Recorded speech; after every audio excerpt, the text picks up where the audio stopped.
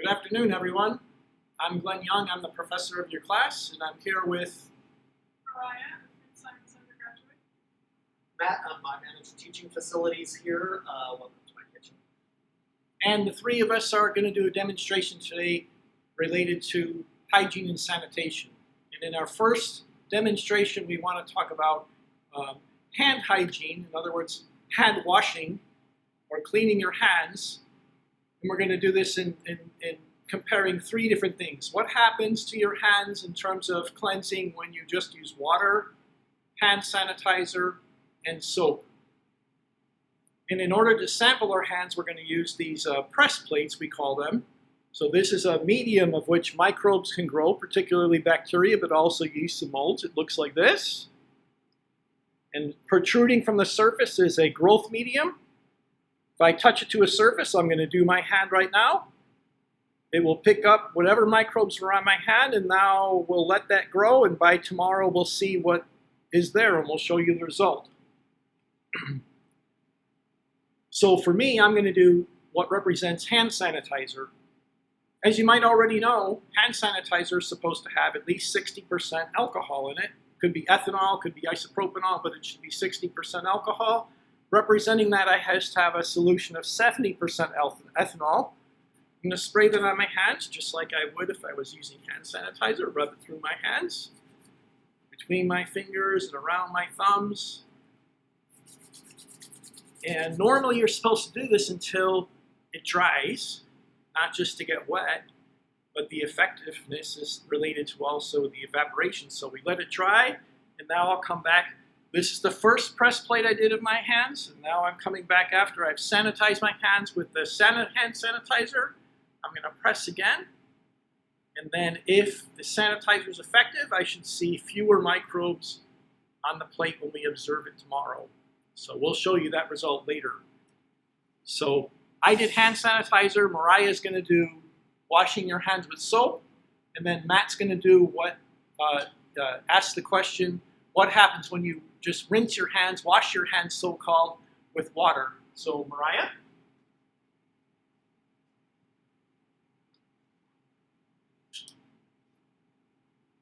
I'm going to be using just regular hand soap for this. I'm going to start out with press plate. You want the you want the temperature to be warm, and after you wet your hands, you get some soap, and you want to make sure that over the next 20 seconds, you get some of the commonly missed areas, such as between your fingers, around your thumb. You want to get your hands and scratch your palm with your fingernails, get it all the way underneath there, get your wrists, everywhere that can harbor any kind of microbes needs to be scrubbed down.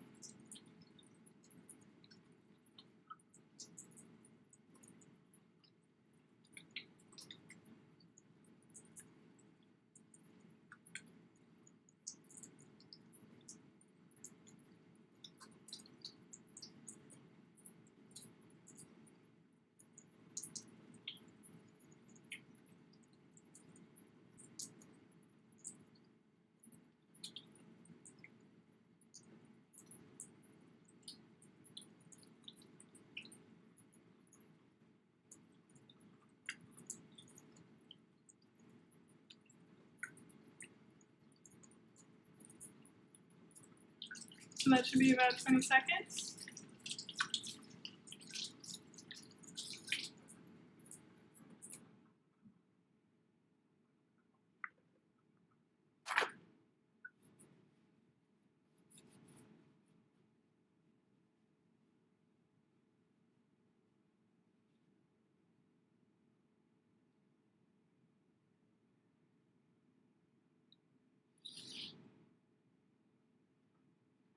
So I sanitize my hands with the ethanol representing hand sanitizer. Mariah just showed you how it is if you wash your hands with soap, and she also sampled her hands, so we're going to see if anything grows after washing with soap. And now Matt is going to come demonstrate what happens when you just rinse with water. All right, so lots of you are guilty of this. That includes me don't laugh. But we'll sample a dirty hand, and then we'll see if water itself actually works. So we're going to follow the same rules as Mariah. We're going to use warm water. We're going to get in between our fingers. We're going to get our thumbs. We will get our wrists, and we'll count for 20-ish seconds.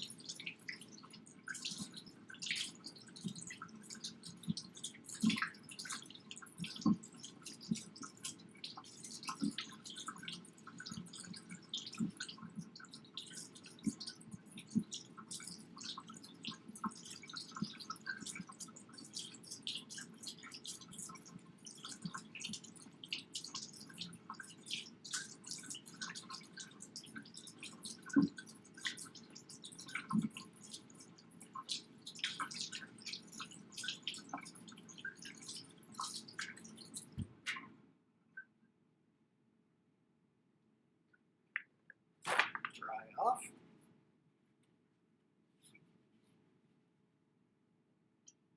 And sample.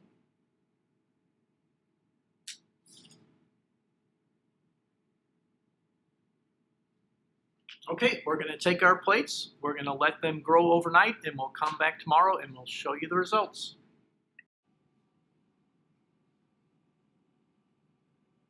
So we're back, and now we want to demonstrate what happens when you try to sanitize a food processing surface. So we're still here in the culinary lab, and Matt's going to do the demonstration for us. And in this case, what we want to do is compare what happens when you clean a surface, what is the original surface, so a control for the experiment, what happens when you sanitize the surface with water, just wiping down, say, a wet cloth on the surface just to, in essence, rinse the surface, what happens when you use 1% bleach, and then what happens when you use a commercial surface cleaner, and in this case, we're using 409. 409. Where's the bottle? Let me see the bottle. I'll show everybody to remind you. So I think you all have recognized 409 in the supermarket. So it's just a standard all-purpose cleaner. So no treatment, water, bleach, and commercial sanitizer. Following that, what Matt's going to do is he's going to show you what grows in the sink. So just like the example with the hand washing, we're taking advantage of using these press plates. I just want to remind you that these have a growth medium on them. If you look close, it protrudes from the surface. Microbes will grow quite well on them. Matt's going to press them to the surface after each treatment, and then we're going to let those grow, and overnight we're going to see the result and show you later. So I'm going to step aside, Matt's going to step in, and he's going to do the actual experiment for you so you can see what happens. Hey, all right. So with any treatment, one thing to keep in mind is don't sample a surface until it's dried off, or you're not going to get a realistic sample. So we have our no treatment section we won't touch. Just going to use tap water here on the water area. Again, lots of people are guilty of wiping their kitchens down with just water. Don't do that. All right, we have a little bit of 409, but the sprayer's broken. Doesn't matter. We can just pour some on our cloth.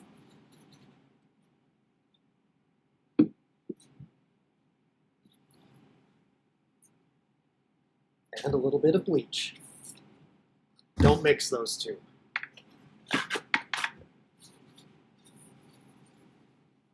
We'll let those air dry for a minute. While we're at it, we can sample our sink surfaces. A lot of people miss the sink in their house, and the sink is probably the most disgusting thing in your entire kitchen. Why is this a problem? Because it's isolated? It's not. Water splashes a lot farther than you think. So with a dirty sink, once you run it, you're going to get water everywhere. So we'll just sample a couple surfaces in the sink and see what comes up later. All right, soap, untreated surface, water treatment only. That looks like it's not quite dry yet. Bleach is ready.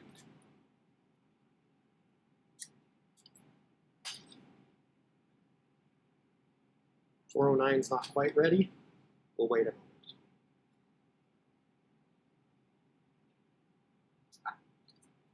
water.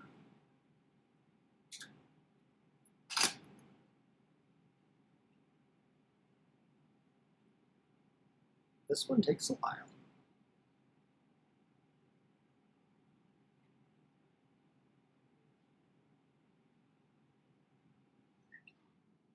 Here we go. All right, so we'll come back in 24 hours and see what happens. Okay, so just to review what we just did, the experiment was to compare what happens when you cleanse a surface in different ways. So water treatment, or wash with a bleach-based cleanser, or an alternative cleanser, both of which you can get at the supermarket. We'll compare the effectiveness of each of those. And in addition to that, remember that Matt sampled without cleansing, no sanitation. He just sampled the sink. It'll be much like the sink in your own kitchen at home, or representative of any food processing equipment that might be in a food processing facility. So we're letting those microbes from our demonstrations incubate. After 24 hours, those microbes will grow. We'll be able to see what was present today when we get the results tomorrow. So we'll be back, and we'll show you those results in a little bit.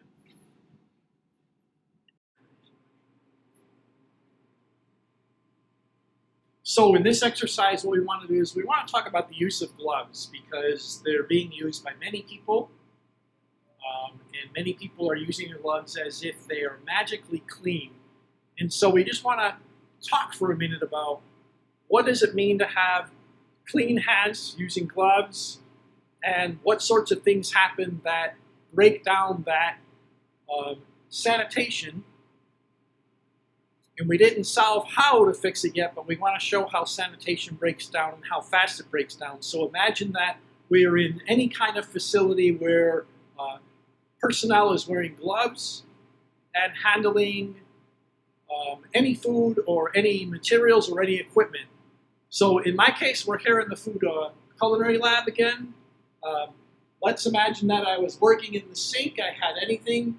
I had touched other items in the sink, and then as people do, they might go from that environment back to where food handling and preparation is taking place. So now I'm holding a mixing bowl, right? We can imagine that food is in there. Ours is empty, of course, but after touching the sink, I've now touched the mixing bowl, and then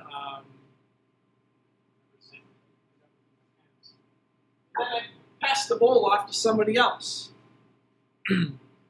So while my glove would have started out clean, after handling the sink, we'll see what ended up on the glove. We'll come back and see that later. So now, Mariah's coming to the work environment. She's going to sample her glove before she handles anything with a press plate. Now I'm going to pick up the same bowl.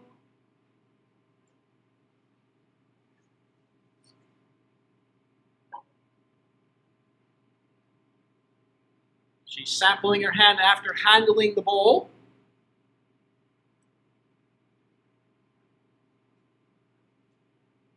And let's imagine Matt is worker number 2 now, and he's come in. He starts out with fresh gloves. They're sampled. We'll see how clean the glove begins. He handles that mixing bowl, and afterwards, sample his hand again. Hey everyone, we're back after 24 hours. What we did is, after we did the experiments in the food laboratory, we brought those press plates back to the lab here, and we put them in the incubator. So they went in here, they incubated at 37 degrees. The reason why we incubated at 37 degrees is nothing special in this situation, other than we know that most of the microbes we're likely to cultivate will grow faster, and so we just wanted to see those results sooner rather than later. If we were to incubate at room temperature, we still would have gotten bacterial growth just fine, or microbial growth. It just would have taken longer. So let me get the rest of our plates out. You And we have more I already took out, but we want to see what the results of our experiment were. So in this first situation, remember we did our hand washing experiment. And it'll take me a second to get the camera set up just right, but let's see. Okay, so here we go. If you look at this press plate, this one was the situation where I did a press plate on my hand, and then I did a second one where I washed my hand using the hand sanitizer, and in our case that was the ethanol. So you can see the microbial growth from the situation where I had not yet washed. You can see, of course, many different things growing. You might recall from lecture that every colony, every circle on the plate represents the growth of a single bacterium. So there's many hundreds there. It means I had many hundreds of bacteria on my hand. And you'll also notice that many of these have different colors and different shapes or morphologies. We already know that those different colors and shapes and morphologies, that correlates with different species of bacteria or molds or fungi, other fungi, yeast. But we can't look at those colonies and know which one it is we're looking at the moment. Okay, so that's my dirty hand. You can see that quite clear there. And then after I rinsed my hand with ethanol, okay, so that's representative of hand sanitizer. You can see that the number of bacteria or number of microbes that grew were significantly less. So there's a reduction, and that's good, but importantly, this doesn't mean that hand sanitizer sterilizes your hand. It just reduces the number. Okay, so let's put those down. We'll set those off to the side here. And then this is the second situation. Let me get it straightened out here. Here's the second one, the third one. Okay, so you might recall it wasn't me that washed with hand soap, but that was Mariah. So Mariah's hand started out again with a lot of bacteria, a lot of microbes growing, lots of variety. So those things are all similar, not so unusual or so strange. This is very typical of people's hands. Now you can see when she washed with soap, soap actually was more effective than the ethanol. So one of the take-home points here that we already know is that in general, washing with soap is more effective than using a hand sanitizer. So just to compare, so my hand using ethanol, so a hand sanitizer, Mariah's hands after she washed with soap. So which would you prefer? I would choose the soap, just like you. And soap is cheap and effective, and you can get it everywhere. So everybody needs to stop worrying about buying hand sanitizer and just go buy any kind of soap. Can be bar soap, can be dish soap, can be just as long as it's a kind of soap. So now in our third experiment here, this was Matt, and remember we're different people, so it turns out Matt has not so much variety of microbes on his hands. Most of them look similar. They're probably of a similar species, but still he has plenty of bacteria growing. And then he rinsed his hands. He just washed them, so-called washed them with water. And you can see the effectiveness of water is pretty much not effective. Two things: water doesn't kill anything, and water certainly is not effective at removing attached microbes on your hand. So while it might make you feel good that you rubbed your hands together and made them wet, what we know is that washing with water alone is essentially not effective at maintaining good hygiene with your hands. Okay, so let's set those aside. And then the second experiment that we demoed for you Matt showed you, and so this was the first experiment. In the first experiment, Matt just did the press plate right on the surface of the countertop in the food lab. And you can see there's some microbes there. It's a dry surface, a smooth surface, so it's not surprising there aren't too many microbes there. But there are.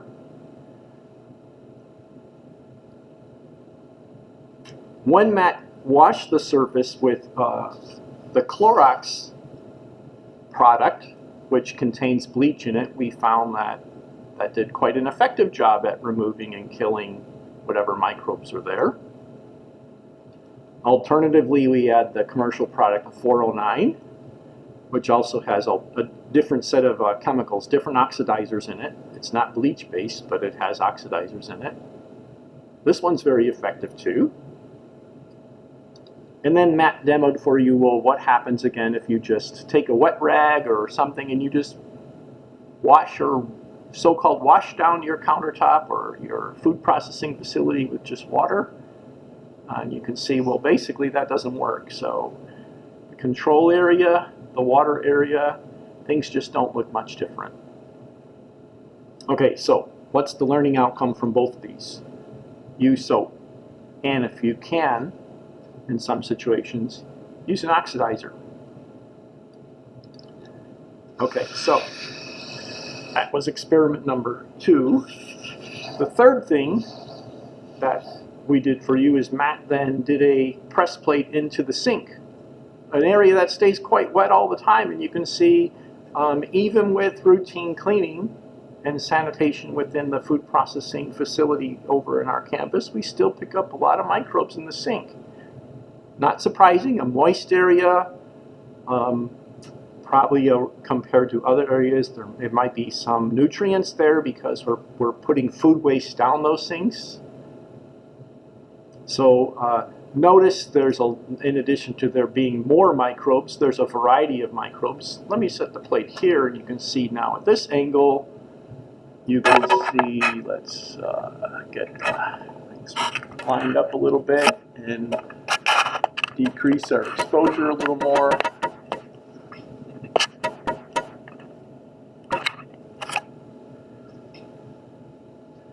So what I want you to notice here in this situation is that you have these fuzzy colonies. These are molds growing. So a mold spore landed there and started to grow. These whiter ones, these are almost certainly bacteria. So are these yellow ones. So are these yellow ones growing. So within the sink we can clearly see both fungi and bacteria, and there's a variety of different species growing. We can make that interpretation because colonies have different morphologies and even pigments, and every species has its own morphology. Okay, so the third experiment we did with you was we wanted to demonstrate for you what happens when, in terms of cross-contamination, or we could say transmission. And we did this using gloves because so many people want to wear gloves and feel like gloves make things safer. But in fact, we went through a scenario in which we demonstrated very clearly that while the gloves begin, so here's my gloves, Mariah and Matt, the gloves aren't actually sterile, but nonetheless, they're quite clean. There's mine, I don't see any colonies growing. From Mariah's gloves, there's actually a couple colonies. There's one right here, here, and here. So there's a few bacteria that were on the gloves. And on Matt's gloves, there's a couple. You can see them there, a couple colonies of bacteria growing. Again, that's not surprising because the commercial gloves that you would use in the food service facility or we use here in the lab, they're not sterilized. They're just clean, but quite clean. So you remember I put my hand in the sink, and so after I put my hand in the sink, I picked up microbes, and those microbes are not so different than the ones that Matt found when he did his. So here's what Matt did when he pressed directly to the sink. And then this one is pressing against my gloved hand that I put into the sink and touched the sink. So you can see I picked up many of the same microbes, right? Not as many, but I picked them up. Right there is the first step of transmission and the first step of cross-contamination. So then our demonstration then, I went ahead and I picked up a mixing bowl, and then Mariah picked up the mixing bowl following me, and you can see that some bacteria went onto the gloves from there. And then following Mariah, then Matt, he picked up the mixing bowl, and Matt actually touched it in some way where he picked up. So there's two learning outcomes that come from this demonstration. One is how when we use gloves, we can start out with clean gloves. Those clean gloves become contaminated as soon as we touch any object. We touched a sink, but it could have been a doorknob, it could have been shaking hands with someone else, it could have been touching our face, adjusting our glasses. Anything can result in transfer of microbes onto those gloves. So as soon as you touch something else, the gloves are no longer sterile, and they become a vehicle for transmission and cross-contamination. So we disconnected it. I touched a bowl, then Mariah touched the bowl. So we're demonstrating transmission, and we're demonstrating routes of cross-contamination. Okay, and from Mariah to Matt, we don't have to go through that again. All right, everybody, so these are those results. I hope the video is informative to you, and we will have a worksheet for you to go through that follows up on this. Everybody have a great day, and we'll be back again with a new production in the next few days.